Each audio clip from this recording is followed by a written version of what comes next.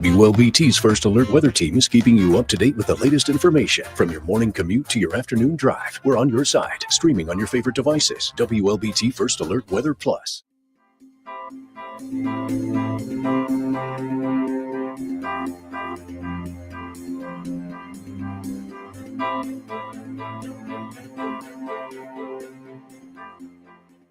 WLBT's First Alert Weather Team is committed to your safety with 6 hours of continuous team coverage. This is a relentless storm, Dave. We're fortunate we all made it out alive. And our network of skycams across the state alerting you to danger, bringing you live footage of tornadoes as they touch down in Wathau County. Look at this, Chase. Guys, look at that. This is ground zero almost. I mean, this is really hard to stomach, like I said. We take our commitment to being on your side seriously, and together we're Mississippi Strong.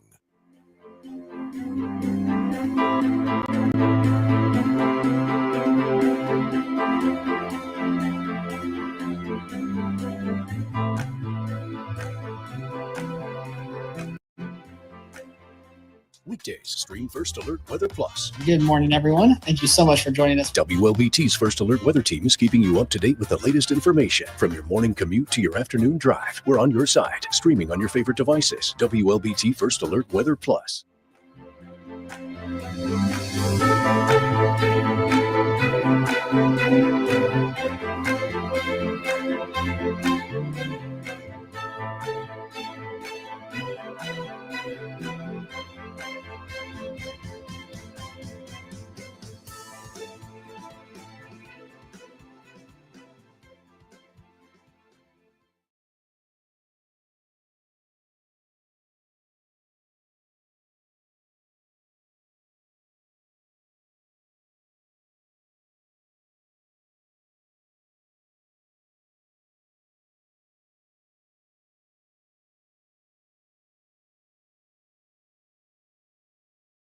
Ready? Are you ready? I'm ready. Are you ready? I'm ready. She's ready. This is ready. meteorologist Elise Ushman.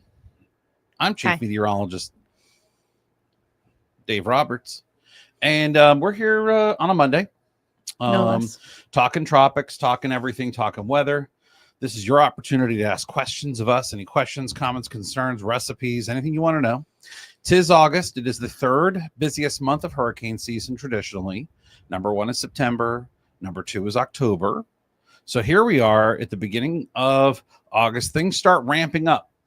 And ironically, we're kind of moving from what was an active Atlantic. Now we're moving to one storm. And that's going to be the one storm that we focus on. Oh, we got the pink thing showing up. Yeah, we got the pink I'll thing work again. on that. Okay. Well, at least you have some work for me to do today. I appreciate that. You're welcome. Looking at Tropical the storm Aaron.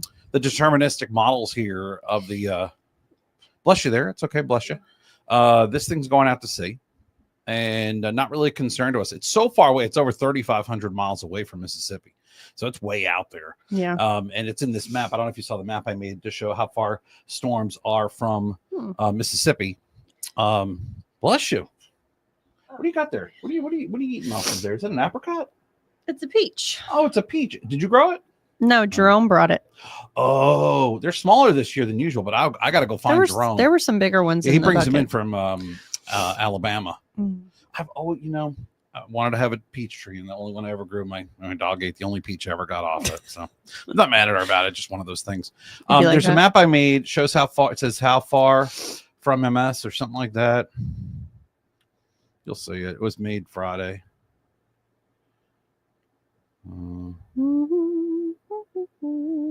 There it is.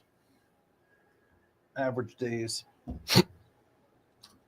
This just gives you an idea as to how far storms are from Mississippi if this were to come straight from Mississippi, which it's not. And so it's a good 10 plus days away from even being in our neck of the woods.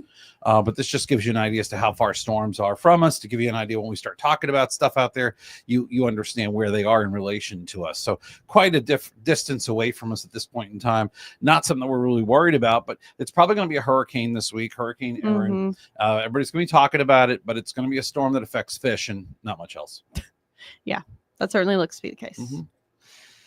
Otherwise, there's a couple of other little minuscule areas of development. The one that you see right below us, Mhm. it is a low pressure system, but it has a 0% chance of development.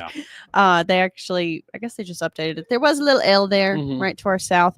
It does look like we are going to see some rain from that system potentially as it just moves up to the north, but it's still going to be over to our east. We're just going to get some of that kind of wrap around moisture over the next couple of days. So right now our moisture has already increased some You can feel from it. where it was, Mhm. but it's actually going to increase more going into Tuesday, Wednesday, maybe Thursday. And then after that, we're kind of settling into normal range. But that does mean we're going to have some slightly better rain chances from tomorrow through maybe Friday. We'll start to see them kind of tamp down by Friday. And then the weekend looks relatively dry, but it does look hotter. Mhm. So all in all, maybe an inch of rain in some places, not a washout.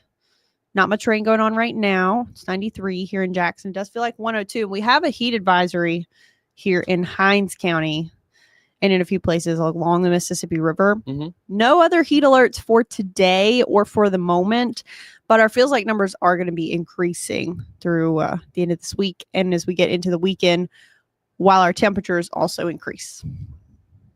Yeah, it's going to be one of those weeks, but the rain is nice. To get some rain would be Yeah. very helpful. That low pressure area in the Eastern Gulf is an interesting one. It dumped several inches of rain on the barrier islands just yesterday alone of Florida. And it's something we talked about last week. We said it was going to get caught up in the Eastern Gulf and move into the Southeast. So that's kind of what it's doing. And that's going to be giving us some decent rain, we're hoping, over the next few days. We're not looking at a washout by any means, but a good amount of moisture. And that's going to hold those temperatures back a little bit. So it's not going to be terribly hot, No. which is what we've seen. So far, I mean, we're getting further and further into this month. August is behaving itself. So, yeah, You know, I would say it's behaving itself as far as so far. temperatures are concerned. So if we can just round it out that way, that would be fantastic. I agree.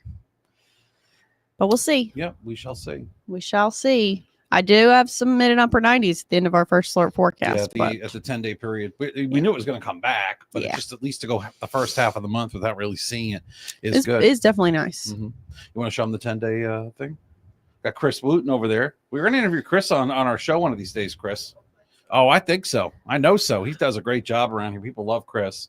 There's a TV show. Everybody loves Chris. You heard of it? Yeah. So it's you can him. see that the hot weather is coming back, but it's not terribly hot. It's something that's going to be, do that one more time. Nah. Yeah, exactly. So we should record that when you're not here. I could use it. Yeah. So like, I'm not Just by myself. pop it up on the. Yeah. And that's pretty much it. Yeah. What else you got? Nothing. Okay. All right now. Hi, Sheikah Hampton. What's going on? Bessie Sanders in the house. Good to see you. Thanks for joining us. We appreciate you. Normal high this time of year, 93 degrees. Water temperatures, Northern Gulf in the upper 80s.